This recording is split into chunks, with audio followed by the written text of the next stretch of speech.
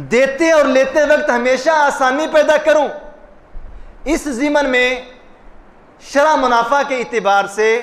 हमारे सामने दो चीज़ें आ गई हैं कि शरअ मुनाफा की कोई कैद नहीं है, जितना चाहें आप ले सकते हैं, लेकिन ज़ख़ीरा अंदोज़ी के अंदाज में, या फिर गाहक की मजबूरी से फ़ायदा उठाते हुए, उसको जलील करते हुए, या उसकी जो बेबसी है उससे फ़ायदा उठाते हुए उससे ज़्यादा बटोरना, ज़्यादा लेना, इससे इस्लाम ने ज़रूर मना किया है। और इस्लाम ने हुक्म दिया है कि यस्सिरू वला तासिरू, आसानियाँ पैदा करो, लोगों के लिए मुश्किलात पैदा न करो।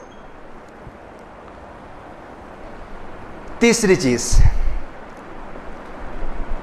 जब कोई चीज़ मैं ख़रीदता हूँ, वो गाड़ी की शक्ल में है, वो बाइक की शक्ल में है, या बाज़ार में जाके कोई चीज़ ख़रीदता हूँ, तो इस्लाम ने मुझे एक हुक्म ये भी दिया है कि चीज़ लेने से पहले अच्छे से चेक कर लो कि चीज़ कहीं ये चोरी की तो नहीं है। तीसरा मसला, तीसरा हुक्म कि अल्लाह के रसूल सल्लल्लाहु अलैहि वसल्लम ने चोरी की चीज़ बेचने से भी मना फरमाया है, और चोरी की चीज़ ख़रीदने वाले के लिए भी ममानत रखी है, क्योंकि इसको पता है चीज़ चोरी की है और जिसके पास है उसने जान छुड़वानी है, देनी है। चीज़ 4 लाख की है, अब ये 2.5 लाख में दे के चला जाएगा, वो 2.5 लाख देखते हुए, 4 लाख की बजाय 2.5 लाख को देखते हुए मजबूरी से भी फ़ायदा उठाता है और देखता है कि इसने अपने गले से इस बला को उतारना ही उतारना है। वो फ़ायदा उठाते हुए 2.5 लाख में चीज़ लेता है, गाड़ी खरीद लेता है, जो आम आज हमारे माशरे के अंदर, यहाँ आपके मेन रोड पे या जुमा बाज़ार है, कसीर गाड़ियों की जो लाइनें लगी हुई हैं, लेकिन यहाँ भी गाहक आके सबसे पहले गाड़ी की मेंटेनेंस, इंजन, हर चीज़ चेक करने के बाद सबसे पहला उसका जो देखने का काम होता है वो चेक करता है कहीं चोरी की तो नहीं है। जो चीज़ मैं और आप सोचते हैं ये आज से 1450 साल पहले मोहम्मद रसूलुल्लाह ने बतला दी है। और अल्लाह के रसूल ने फरमाया था कि चोरी की चीज़ ना बेची जाए और चोरी की चीज़ ना ही खरीदी जाए। आगे बढ़ता हूँ, वक्त कम है। तीसरा हमारा मसला ये था, तीसरा अहकाम में से हुक्म ये था कि जब भी कोई चीज़ लेनी है या जब भी कोई चीज़ बेचनी है, इस बात का भी ख्याल रखा जाएगा कि लेने वाले को चोरी की चीज़ ना थमा दी जाए, ताकि बाद में उसके लिए इंक्वायरियाँ, पंचायतें, अदालतों के चक्कर और उसके लिए मुश्किलात पैदा हो जाएं। और बेचने वाले के लिए भी ज़रूरी है कि धोखे से असली कह के नकली चीज़ उसके हवाले ना करें। चौथी चीज़, अल्लाह के रसूल सल्लल्लाहु अलैहि वसल्लम ने फरमाया कि जब दो बंदे डील करते हैं, उनकी डील घंटों चलती रहे, एक मसले पे सौदा तय करते करते उनको काफ़ी टाइम लग जाए, अल्लाह के नबी ने फरमाया दोनों बंदे जब तक वो जगह छोड़ नहीं देते, एक कमरे में बैठे, एक ऑफिस में बैठे, डील चल रही है, वो ज़्यादा बता रहा है, ये कम करने की कोशिश कर रहा है, सौदा तय हो रहा है, बार्गेनिंग हो रही है, उतार चढ़ाव सामने आ रहा है, लेकिन सौदा तय हो गया। अब उठने से पहले पहले, ये जगह छोड़ने से पहले पहले, इस कमरे से बाहर जाने से पहले पहले, इस ऑफिस से आउट होने से पहले पहले रसूलुल्लाह सल्लल्लाहु अलैहि वसल्लम ने दोनों को इख्तियार दिया है, बेचने वाले को भी, खरीदने वाले को भी। अगर तुम सौदा मनसूख करना चाहते हो तो इस मजलिस को छोड़ने से पहले पहले, यहां से बाहर जाने से पहले पहले तुम सौदा कैंसिल कर सकते हो। यहां भी एक खराबी है। हमारे यहां होता यह है, शरीयत का बाहर का ये हुक्म है कि चाहे तो यहां से उठने से पहले पहले सौदा मनसूख करने की, रिजेक्ट करने की, डील से हट जाने की, मामले को रफा दफा करने की इस्लाम ने रुख्सत और इजाज़त दी है। लेकिन हमारे यहाँ होता यह है कि जब एक बात हो जाए तो फिर अगले बंदे को इस बात पे मजबूर और फोर्स किया जाता है, भाई तेरी मेरी गल हो गई है, तेरी मेरी जो बात हो गई है वो एक तरफ। लेकिन इस्लाम ने वही हुक्म लागू किया है, अगर उठने से पहले पहले उसके दिमाग में ये चीज़ आ गई, यार जो मैंने रेट दे दिया है मैंने अब ये चीज़ इसको बना के देनी है, बाज़ार से सामान लेके आऊँगा, मजदूरी भी देनी है, और उससे गलती हो गई है रेट देने में, और चंद लम्हों के बाद उसको समझ आ गई है कि जो सौदा मैं कर बैठा हूं ये ठीक नहीं है, ये मेरे लिए नुकसान का बायस बन जाएगा। रसूलुल्लाह सल्लल्लाहु अलैहि वसल्लम ने इख्तियार दिया है दोनों को, बेचने वाले को भी, खरीदने वाले को भी, ताजर को भी, और जिसको अपनी तजारत शुदा चीज़ फराहम की जाएगी, बना के दी जाएगी, औजार बना के दिया जाएगा, उसको भी। लेने वाला और बेचने वाला दोनों को इस्लाम ने ये इख्तियार दिया है कि यहाँ से उठने से पहले अगर चाहें तो सौदा मनसूख कर सकते हैं। ये भी इस्लाम ने ऑप्शन रखी है, और यहाँ भी इस्लाम ने हमें, इस्लाम के मानने वालों को ख़रीदो फ़रोख्त के आदाब और अहकाम सिखाए हैं। और ये कि सीना चौड़ा करके और ज़ुबान पे डट जाना और ऊंची आवाज़ से बोलना भी बात पक्की हो गई है, बात पक्की ज़रूर हो गई है, मगर इस्लाम ने यहाँ पे ऑप्शन रखी है। इस्लाम ने अपने मानने वालों को, दीन इस्लाम के मानने वालों के लिए हर मामले के अंदर अल्लाह के रसूल सल्लल्लाहु अलैहि वसल्लम की तरफ से रहनुमाई मौजूद है। पांचवी बात, अहकाम में से पांचवा हुक्म, आखिर पे खुलासे के तौर पे मैं इंशाल्लाह फिंगर टिप्स पे करूँगा इसको। पांचवी चीज़, आप लोग इसको जहन नशीं करते चले जाएं। पांचवी चीज़, अहकाम में से पांचवी चीज़, बहुत सारी चीज़ें जो हलाल होते होते हराम हो जाती हैं जगह की नामुनासिबत की बिना पे। रसूलुल्लाह सल्लल्लाहु अलैहि वसल्लम ने मना फरमाया है कि मस्जिद के अंदर किसी कारोबार की डील की जाए,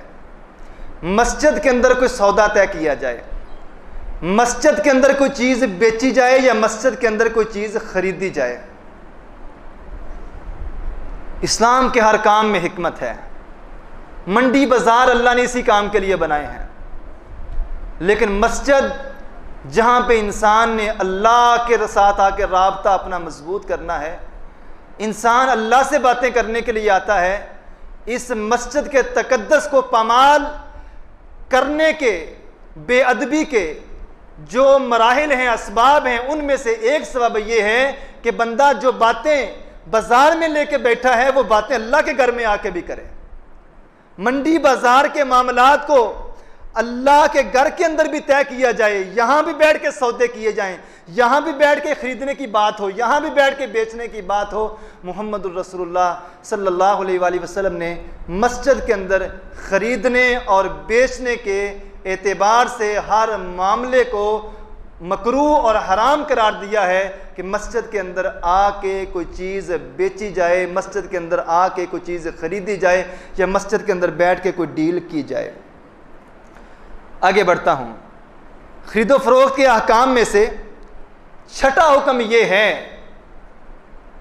अल्लाह के रसूल ने ज़ख़ीरा अंदोज़ी से मना फरमाया है। बहुत दफ़ा हमारे माशरे के अंदर ऐसे होता है कि एक ही बार चीनी का ट्रक स्टॉक कर लिया जाता है, आटे का ट्रक स्टॉक कर लिया जाता है, चावल का ट्रक स्टॉक कर लिया जाता है, या वो चीज़ जो ताजर को लगता है कि अनकरीब मार्केट के अंदर इसकी शॉर्टेज हो जाएगी, वो क्या करता है, 2-4 महीने एडवांस में लेके अपने गोदामों में इसको बंद कर लेता है। मार्केट के अंदर उसकी ज़रूरत है लेकिन बाहर नहीं निकाल रहा। और अल्लाह के रसूल सल्लल्लाहु अलैहि वसल्लम ने फरमाया, लानती और जलील इंसान ही ज़ख़ीरा अंदोज़ी करता है, और वो इसलिए ज़ख़ीरा अंदोज़ी कर रहा है, ज़ख़ीरा अंदोज़ी खाने पीने की चीज़ों के हवाले से बात कर रहा हूँ, वो अशिया जो खुर्दनी अशिया हैं, खुराक के एतबार से, इंसानी ज़रूरत के एतबार से, उन चीज़ों की अगर कोई बंदा गोदामों के अंदर और अपने हाउसेस के अंदर, अपनी दुकानों में उसको बंद कर लेता है, मार्केट के अंदर ज़रूरत है लेके नहीं आ रहा, अल्लाह के नबी सल्लल्लाहु अलैहि वसल्लम ने फरमाया, अगर हुकूमत वक्त को पता चल जाए कि किसी ने ज़ख़ीरा अंदोज़ी की है, तो हुकूमत वक्त के पास इस बात का शरीयत ने इख्तियार दिया है कि उसके गोदामों से चीज़ उठा के निकाली जाए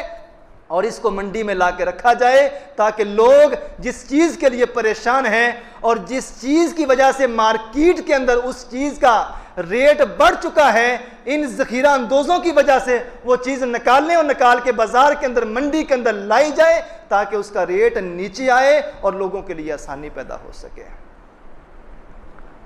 छठा हुक्म क्या है कि अल्लाह के रसूल ने ज़ख़ीरा अंदोज़ी से इस्लाम के मानने वालों को रोक दिया है, मना कर दिया है। और अल्लाह के रसूल सल्लल्लाहु अलैहि वसल्लम ने फरमाया कि लानती इंसान ही, अल्लाह के रसूल ने ऐसे इंसान पे लानत भी फरमाई है और इसको बेबरकती के हवाले से भी वईद सुनाई है कि जो इंसान ज़ख़ीरा अंदोज़ी करता है, अल्लाह के रसूल सल्लल्लाहु अलैहि वसल्लम ने फरमाया कि ये ईमान वालों की निशानी नहीं है, ये लानती लोगों की निशानी है, जो लोगों के लिए, मुआशरे के लिए और मंडी बाज़ार के मामलात को दाव पे लगाने के लिए, उतार चढ़ाव के लिए ज़ख़ीरा अंदोज़ी करते हैं और लोगों के लिए मुश्किलात पैदा करते हैं। सातवां पॉइंट और सातवां हुक्म, खरीदो फरोख्त के अहकाम में से एक हुक्म यह है कि एक चीज़ आपके पास है ही नहीं, आप उसका सौदा करते फिरें। तवज्जो कीजिएगा, मिसाल के तौर पे रसूलुल्लाह सल्लल्लाहु अलैहि वसल्लम ने फरमाया कि बाग का फल पकने से पहले उसका सौदा ना करो। बाग का फल पकने से पहले उसका सौदा ना करो, बल्कि हदीस के अल्फाज हैं कि जब तक फल गदर ना हो जाए। साहबा ने पूछा अल्लाह के रसूल ये गदर क्या है? फरमाया जब तुम देखो कि फल की रंगत चेंज हो रही है, पकने के इतिबार से वो जर्द हो रहा है या सुर्ख हो रहा है,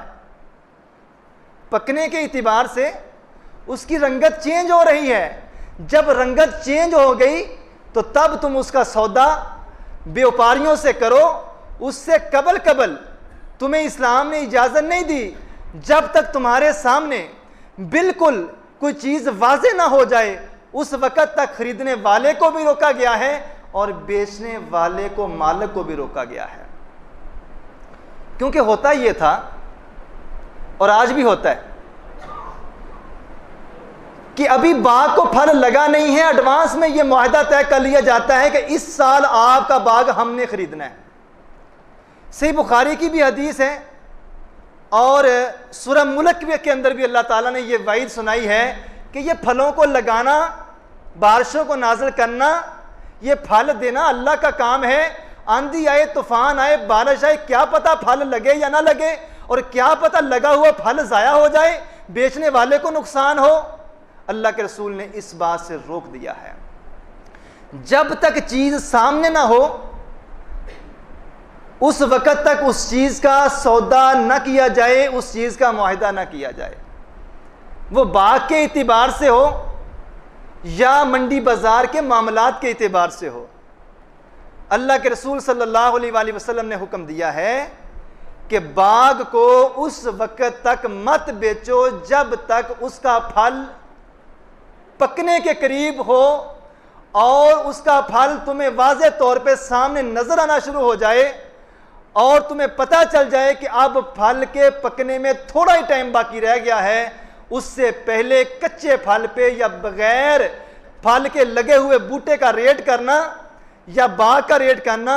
या कई सालों के लिए एडवांस में मुआहिदा कर लेना कि इतने साल तक हम नहीं आपका बाग खरीदना है, इस चीज़ से भी, इस तरह के कारोबार से भी, कारोबार के इस अंदाज से भी रसूलुल्लाह सल्लल्लाहु अलैहि वसल्लम ने अपने मानने वालों को रोक दिया है। अरब के अंदर एक रिवाज ये था कि अभी ऊँटनी ने बच्चा दिया नहीं है, अभी ऊँटनी ने बच्चा दिया नहीं है, हामला है, बच्चा अभी ऊँटनी के पेट में ही है, तो सौदा तय कर लिया जाता था कि इस बार ऊँटनी जो बच्चा देगी हम आपसे इतने में खरीदते हैं। अल्लाह के रसूल ने इस पे भी कांटा लगा के इससे भी मना फरमा दिया, जब तक कोई चीज़ वाज़े तौर पर तुम्हारे सामने ना आ जाए, लेने वाले को भी रोक दिया गया और बेचने वाले को भी रोक दिया गया।